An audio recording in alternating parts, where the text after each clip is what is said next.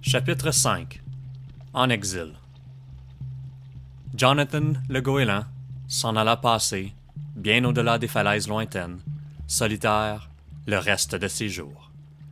Son unique chagrin, il ne le devait pas à la solitude, mais au fait que les autres goélands ne voulaient pas croire à la gloire du vol, au fait qu'ils se refusaient à ouvrir les yeux et à voir. Lui, il en savait chaque jour davantage. Il apprit qu'un piqué vertical, à grande vitesse, pouvait l'amener à découvrir les rares et savoureux poissons qui nagent à 3 mètres au-dessus de la surface de l'océan. Pour survivre, il n'avait plus besoin des bateaux de pêche et de leur pain rassis. Il apprit à dormir dans les airs. Il prenait un cap à la tombée de la nuit, par le travers du vent de terre, et pouvait, entre le crépuscule et l'aube, parcourir quelques 150 kilomètres.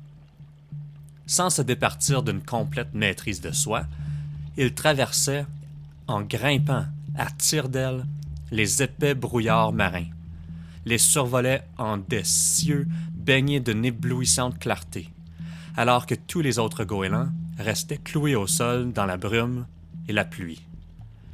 Il apprit à se laisser porter par les vents ascendants, bien loin vers l'intérieur des terres où il pouvait se repaître de délicats insectes.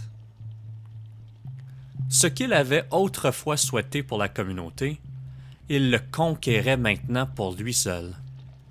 Il apprenait à voler et ne trouvait pas trop élevé le prix payé. Jonathan le goéland comprit que l'ennui, la peur et la colère sont les raisons pour lesquelles la vie des goélands est si brève. Et, comme il les avait chassés de ses pensées, il vivait pleinement une existence prolongée et belle. C'est un soir qu'ils arrivèrent, rencontrant Jonathan qui planait, serein et solitaire, dans son ciel bien-aimé. Les 2 goélands, qui apparurent à toucher ses ailes, étaient purs comme la lumière des étoiles, et l'aura qui émanait d'eux, dans l'air de la nuit profonde, était douce et amicale.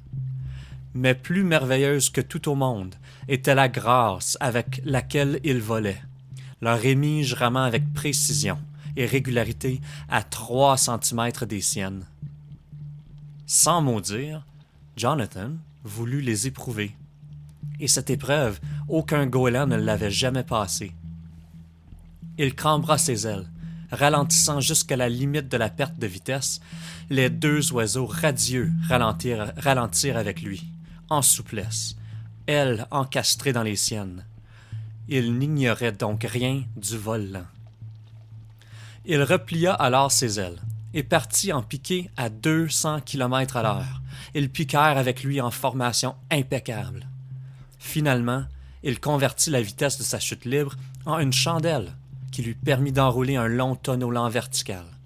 Ils exécutèrent le tonneau avec lui en se jouant. Jonathan se remit à voler en palier, demeurant un bon moment silencieux. « Fort bien, dit-il enfin. Qui êtes-vous? »« Nous sommes les tiens, Jonathan.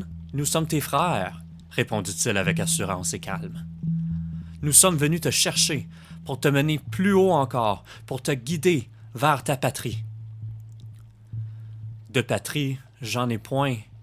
Les miens, je les ignore. Je suis un exclu.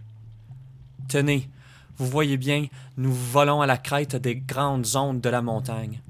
Encore quelques dizaines de mètres d'altitude, et il me faudra renoncer à hisser plus haut ma vieille carcasse. Mais non, Jonathan, tu peux t'élever davantage encore, car tu as voulu apprendre. Ton apprentissage élémentaire est terminé, et il est temps pour toi de passer à une autre école. Jonathan le goéland avait eu l'intuition, toute sa vie durant, qu'un jour elle s'illuminerait de cet instant unique. Oui, ils avaient raison. Il volerait ainsi plus haut encore, et le moment était bien venu pour lui d'aller vivre en sa vraie patrie. Longuement, il promena un ultime regard sur les cieux, sur cette magnifique terre argentée où il avait appris tant de choses. « Je suis prêt, dit-il enfin. » Et Jonathan Livingston le goéland, accompagnant les 2 goélands étoiles, s'enleva pour disparaître avec eux dans le ciel d'un noir absolu.